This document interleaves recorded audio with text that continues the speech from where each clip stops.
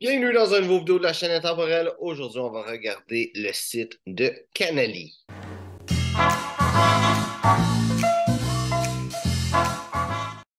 Donc, Canali, je connais pas grand-chose en réalité sur cette marque-là. J'ai vu une liste des meilleures marques, de toutes les grosses marques connues, mis en ordre sur Gentleman Gazette qui faisait ça. C'est des petites listes là. C'était populaire à l'époque, là. Les tier list qui appelaient ça, si je ne me trompe pas, là. On avait juste un fond noir, puis tu avais les A, B, C, puis D, puis comment tu votais pour certaines marques. Et Canali, c'était une des marques. J'ai déjà entendu parler d'eux autres, mais sans plus. Je ne peux pas vraiment dire qu'est-ce que c'est comme marque. Fait qu'on va vraiment regarder ça ensemble du début. Donc, quand j'arrive sur cette page-là, ça me dit tout ce que je viens. Malheureusement, moi, je viens du Canada, puis il n'y a pas le Canada. C'est dommage. Je viens sur le site international. Je pense que c'est une marque d'Italie, si je ne me trompe pas. Regardez, je regarde, ils montrent. La première chose qu'ils vont montrer, c'est des chandails en laine. Ils ont tous des chandails et pas de chemise. Je préfère dire que, tu sais, même avec ça, les autres, c'est des polos qui ont. Je préfère dire que c'est vraiment leur spécialité. Fait que je vais prendre le temps de regarder un petit peu les chandails aussi. On va passer avec. Je vois qu'il n'y a pas. Non, il y a des habits. Je vais dire, je vois qu'il n'y a pas d'habits, mais il y en a. Bon, ça. Lin, soie, coton, laine. Laine, coton, soie. Laine, cachemire. Juste ça, je serais capable de dire que c'est une belle qualité. Ça, en double boutonnage. Fait avec des revers larges, comme c'est supposé avec un double boutonnage.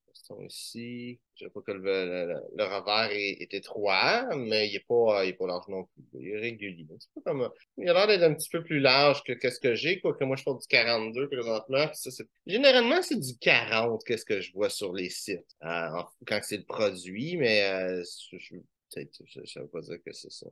C'est super 150. J'ai même pas besoin de cliquer dessus. C'est quoi? Ça me dit c'est quoi? Stretchable, ça m'intéresse de voir c'est quoi. Voir si c'est de quoi qui est de l'allure ou pas. Ça, avec une coupe beaucoup plus carrée, mais c'est ça qui est à la mode présentement.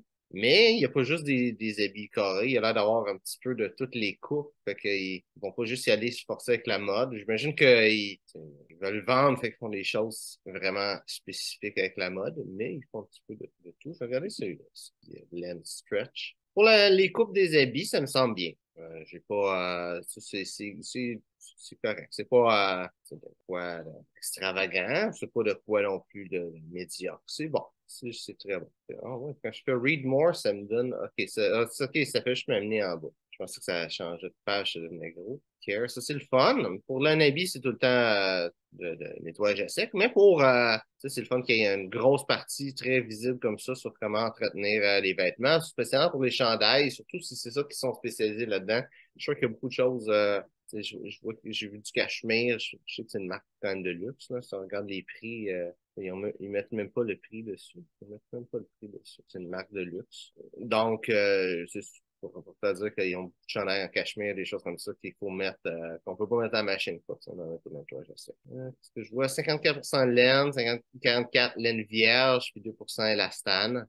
C'est pas un tissu extraordinaire. Fait en Italie, je serais pas te dire que la construction est quand même bien faite, là, la couture, puis tout ça, c'est bien fait. Petite coupe moderne. Rien de. Ça a pas l'air d'être un habit. Le tissu a pas l'air si bon que ça, mais le reste, ça me dit rien dessus. D'habitude, ça veut dire qu'ils vont le cacher, mais je me trompe pas, leurs habits sont dans le 3 000 à 4 000 $. Donc, je serais très surpris que ce soit thermocollé. Là. À ces prix-là, thermocollé, c'est pas bon, là, mais pour ces prix-là, c'est médiocre. Là. Fait que je serais très surpris que ça soit thermocollé, mais je ne vois pas décrit nulle part que c'est entièrement toilé, mais je peux pas faire dire que c'est ça. Regardez l'autre que ça dit en Super 150. Donc, ça dit la laine, c'est du Super 150, qui est une très belle qualité de laine. Sinon, ça dit rien de spécial non plus. Donc, c'est une belle qualité. C'est sûr, dans ces prix-là, malheureusement, je vois pas les prix, mais je sais que je me sens que c'est dans les 3 4 000, je crois. Donc, c'est un petit peu moins cher que qu'est-ce que je m'imaginais. Je vois les vestons. J'étais là sur l'autre page sur Harry Rosen qui vendent de ces habits-là. Les vestons semblent être entre 1500 2000, puis les habits aussi entre 1000. plus dans les 2000, 2200. C'est quand même assez cher, mais si on va le comparer à des marques comme Armani, puis les autres grosses marques plus connues, Hugo Boss, par exemple, tu en as plus pour ton argent. C'est quand même une très belle marque. Il dit un habit bleu dans une laine impeccable. C'est le dernier habit qu'on va regarder, celui-là, parce qu'on va aller dans d'autres vêtements. Laine impeccable, on se trouve pour un autre une laine. OK, c'est 100% laine. Ça dit pas, c'est une laine non gradée, mais c'est sûr qu'après ça, si le reste c'est de la bonne qualité, c'est correct. Beaucoup de monde qui vont vouloir absolument une laine qui est gradée, mais en réalité, ça veut rien dire.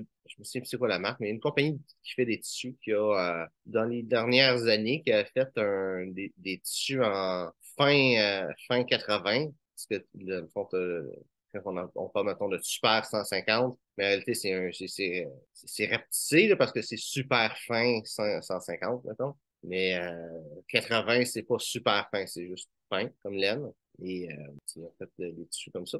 Dans le fond, moins que le tissu est fin, plus il va être résistant. C'est ça l'envers du décor, mais plus il va être fin, plus il va être doux, plus il va être léger. Puis ça fait une différence après ça, sur la sensation quand tu le touches. Et aussi, il va être moins chaud. Mais tu peux avoir des beaux tissus. Si on regarde du tweed, c'est généralement, si c'est ça va pas être de la laine super fine, ça va être de la laine fine ou même de la laine médium qui va être utilisée pour faire du tweed. Pourtant, ça fait des très beaux tissus. Ça va pas être doux, c'est du tweed, mais quand même. Regarde une chemise. Je regarde une chemise habillée. Après ça, c'est sûr, les chemises, c'est ça qui peut avoir un petit peu plus de variété dedans, même marque. Une chemise habillée, classique. On va pas avoir un grand choix de chemises, mais tu sais, il y a des chemises un peu plus décontractées, des chemises habillées, c'est simple. C'est des bleus et puis des blancs. Puis, pour la qualité qui est vraiment intéressante. Ça dit que c'est fait en coton pur, 100% coton. Ça ne me dit pas que c'est un coton de nulle part. Ce serait le fun que je vois comme coton égyptien, coton Pima, je sais pas, un coton, genre pas juste 100% coton. C'est sûrement spécialement des marques de luxe. C'est dommage que ce soit pas un type de coton spécifique. Je dis pas grand-chose dessus. Lavage à la machine. Je dirais que c'est pas à ma part que c'est fait en Italie, là. Je vois pas de signe comme quoi que c'est une chemise aussi extraordinaire que ça. Mais généralement, ici, un des signes qu'une chemise va être de bonne qualité, ça va être ici qu'il va y avoir une couture en plein milieu. La raison qu'il y a une couture en plein milieu, c'est à chaque fois, juste, dans le fond, une petite parenthèse avec ça, partout où il y a une couture sur un vêtement, puis je parle pas juste d'une chemise, généralement, il peut y avoir une altération qui va être faite à cet endroit-là. Donc, pourquoi est-ce qu'il y a une couture en arrière de la chemise ici? C'est, admettons que tu as une épaule plus basse que l'autre. Qu'est-ce qu'un couturier pourra faire? C'est faire descendre une des épaules s'il y a la ligne dans le milieu. Donc ça, si il n'y a pas cette ligne-là, il ne peut pas faire descendre une des épaules. Si c'est une épaule plus basse que l'autre, il ne peut pas altérer cette chemise. Les chemises de qualité, c'est des chemises qui sont faites après ça pour avoir un petit peu d'altération. Plus qu'une chemise va être de qualité, plus que tu veux qu'elle te fasse bien. Si tu payes une chemise, tu payes 50 $ pour une chemise, ça ne dérange pas si ça ne te fait pas si bien que ça, mais si tu payes, mettons, 250, ben, tu veux qu'elle te fasse bien. C'est pour ça qu'il va y avoir des altérations de fait. C'est pour ça qu'il va y avoir une couture ici pour faciliter cette altération.